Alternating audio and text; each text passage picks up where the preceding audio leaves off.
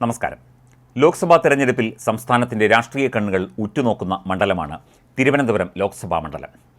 മുൻ കേന്ദ്രമന്ത്രിയും നിലവിലെ കേന്ദ്രമന്ത്രിയും ഇവിടെ മുഖാമുഖം നിൽക്കുന്നു എന്ന പ്രത്യേകതയുമുണ്ട്. ആക്ഷേപത്തിൻ്റെ ഒരു ചെറുതരി പോലും പുരളാത്ത സ്ഥാനാർത്ഥിയായി ഇരുവർക്കും വെല്ലുവിളി ഉയർത്താൻ ഇടതുപക്ഷത്തിൻ്റെ പന്ന്യൻ രവീന്ദ്രനുമുണ്ട്. പ്രചരണത്തിൽ പൊതു രാഷ്ട്രീയം സജീവ ചർച്ചയാകുന്നുണ്ടെങ്കിലും സംസ്ഥാനത്തിൻ്റെ ഭരണസ്ഥിരാകേന്ദ്രം ഉൾപ്പെടുന്ന VIP മണ്ഡലത്തിൽ വികസനം എന്ന ഒറ്റ കാര്യം വെച്ചാണ് മൂന്ന് മുന്നണികളും കളം നിറയുന്നത് എന്നതാണ് പ്രധാനപ്പെട്ട കാര്യം. ചെറിയൊരു ശതമാനം വോട്ടർമാരെ ഈ കളി ആശയക്കുഴപ്പത്തിലുമാക്കുന്നുണ്ട്. പുറമേയുള്ള പൊരുപ്പിൽ ഒപ്പത്തിനൊപ്പമാണ് മൂന്ന് മുന്നണികളും. കോൺഗ്രസിൻ്റെ ശശി തരൂരാണ് മണ്ഡലത്തിൽ 4ാം ഊഴത്തിന് ഇറങ്ങുന്നത്. പാർട്ടിയോ മുന്നണിയോ തീരുമാനിക്കും മുൻപ് തന്നെ മണ്ഡലത്തിൽ സ്ഥാനാർത്ഥി പരിവേഷം കിട്ടിയ തരൂരിന് നിലവിലെ MP എന്ന നിലയ്ക്കുള്ള മേൽക്കൈ ഉണ്ടെന്നാണ് UDF കേന്ദ്രങ്ങളുടെ ആത്മവിശ്വാസം. മുൻപ് 40 മാസക്കാലം തിരുവനന്തപുരം മണ്ഡലത്തെ ലോക്സഭയിൽ പ്രതിനിധീകരിച്ച പന്ന്യൻ രവീന്ദ്രൻ തെളിമയും ലാളിത്യവുമുള്ള വ്യക്തിത്വമാണ്. അതിനാൽ വ്യക്തി കേന്ദ്രീകൃതമായ ഒരുവിധ ആക്ഷേപവും അദ്ദേഹത്തിനെതിരെയില്ല. കേന്ദ്ര സഹമന്ത്രി രാജീവ് ചന്ദ്രശേഖർ ആകട്ടെ അറിയപ്പെടുന്ന IT വിദഗ്ധനും വ്യാവസായിക പശ്ചാത്തലമുള്ളയാളുമാണ്. എന്തും പ്രാവർത്തികമാക്കാൻ കഴിവുള്ളയാൾ എന്ന പരിവേഷവും അദ്ദേഹത്തിനുണ്ട്. ഇക്കാരണങ്ങളാൽ വ്യക്തിപ്രഭാവത്തിൽ ആരുടെ തുലാസ് ഉയർന്നു നിൽക്കും എന്ന് കണ്ണും പൂട്ടി പറയാനാവില്ല. 15 വർഷം MP ആയിരുന്നിട്ട് മണ്ഡലത്തിനു വേണ്ടി തരൂർ എന്തു ചെയ്തു എന്നാണ് ഇടതുമുന്നണിയുടെയും NDAയുടെയും ചോദ്യം. വിഴിഞ്ഞം തുറമുഖം യാഥാർത്ഥ്യമാക്കാൻ പുനരധിവാസം അടക്കമുള്ള കാര്യങ്ങൾ ചെയ്തത് സംസ്ഥാന സർക്കാരാണ് എന്ന് LDF വാദിക്കുന്നു. ദേശീയപാത സ്ഥലമെടുപ്പ് വേഗത്തിലാക്കിയത്, തലസ്ഥാനത്തെ IT ഹബ്ബാക്കാൻ നടത്തിയ ഇടപെടലുകൾ, ഓഖി ദുരന്ത സമയത്തടക്കം തീരദേശത്ത് സ്വീകരിച്ച നടപടികൾ, കടലെടുത്ത ശംഖുമുഖം കടപ്പുറത്തിൻ്റെ നവീകരണം തുടങ്ങി സംസ്ഥാന സർക്കാർ മുൻകൈയെടുത്ത് നടത്തിയ വികസനങ്ങൾ അവർ അക്കമിട്ട് നിരത്തുന്നു. ദേശീയപാതയിൽ കഴക്കൂട്ടം മുതൽ മുക്കോല വരെ 861 കോടി ചെലവിൽ നടത്തിയ 1ാം ഘട്ട വികസനവും 400 കോടിക്ക് മേലുള്ള 2ാം ഘട്ടവും പൂർത്തിയാക്കിയത് തൻ്റെ ഇടപെടൽ മൂലമാണ് എന്നാണ് തരൂരിൻ്റെ അവകാശവാദം.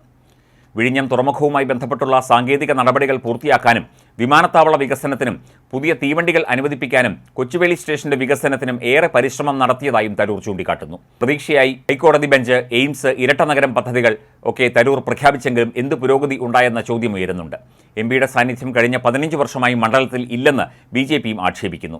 ദേശീയപാതാ വികസനവും വിഴിഞ്ഞം പദ്ധതിയും റെയിൽവേ വികസനവും അടക്കമുള്ള കാര്യങ്ങൾ കേന്ദ്രത്തിൻ്റെ താൽപ്പര്യം കൊണ്ട് നടപ്പിലായതാണ് എന്നും അവർ ചൂണ്ടിക്കാട്ടുന്നു.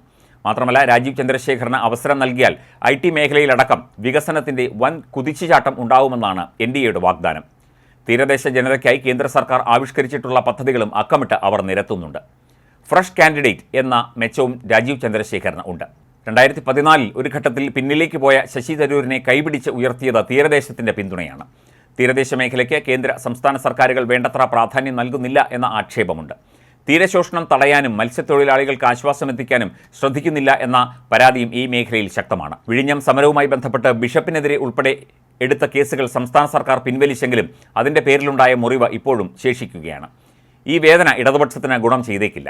സമരകാലത്ത് തങ്ങളെ തിരിഞ്ഞു നോക്കിയില്ല എന്ന പരിഭവം MPയോടുമുണ്ട്. തീരദേശ വികാരം ഇക്കുറി എങ്ങനെ പ്രതിഫലിക്കും എന്നത് നിർണായകമാണ്. മണ്ഡലത്തിലെ ജനസംഖ്യയിൽ 20 മുതൽ 25% വിവിധ ക്രൈസ്തവ സഭാംഗങ്ങൾ. സർക്കാർ ജീവനക്കാർ ഏറെയുള്ള മണ്ഡലമായതിനാൽ ജീവനക്കാരുടെ DA കുടിശ്ശികയും ശമ്പളം മുടങ്ങിയതും അടക്കമുള്ള വിഷയങ്ങൾ ഇടതുപക്ഷത്തോടുള്ള മമത കുറയാൻ ഇടയാക്കിയിട്ടുണ്ട്. ക്രമസമാധാന പ്രശ്നങ്ങളും കുട്ടികൾക്കെതിരെ അടക്കം തുടരുന്ന അതിക്രമങ്ങളും UDFും NDAയും ഇടതുമുന്നണിക്കെതിരെ ആയുധമാക്കുന്നു. കഴക്കൂട്ടം, തിരുവനന്തപുരം, നേമം, കോവളം തീരദേശ അസംബ്ലി മണ്ഡലങ്ങളും വട്ടിയൂർക്കാവ്, നെയ്യാറ്റിൻകര, പാറശാല മണ്ഡലങ്ങളുമാണ് തിരുവനന്തപുരം ലോക്സഭാ മണ്ഡലത്തിൽ ഉൾപ്പെടുക. 2019 തെരഞ്ഞെടുപ്പിൽ നേമം ഒഴികെ 6 അസംബ്ലി മണ്ഡലങ്ങളിലും UDF ആണ് മേൽക്കൈ നേടിയത്. നേമത്ത് BJP ആയിരുന്നു മുന്നിൽ. എന്നാൽ ഈ കണക്കുകൾ പിന്നീട് മാറി. 2020 തദ്ദേശ തെരഞ്ഞെടുപ്പിൽ തിരുവനന്തപുരം ലോക്സഭാ മണ്ഡല പരിധിയിൽ UDFിനേക്കാൾ 1,65,000 വോട്ടുകളാണ് LDFിന് കൂടുതൽ കിട്ടിയത്. 2021 നിയമസഭാ തെരഞ്ഞെടുപ്പിൽ 1,11,000-ലധികം വോട്ടുകളും കൂടുതൽ കിട്ടി. കോവളത്ത് മാത്രമാണ് UDFിന് ജയിക്കാൻ കഴിഞ്ഞതും. ഈ കണക്കുകളാണ് LDF ക്യാമ്പ് കൂട്ടിക്കിഴിക്കുന്നത്.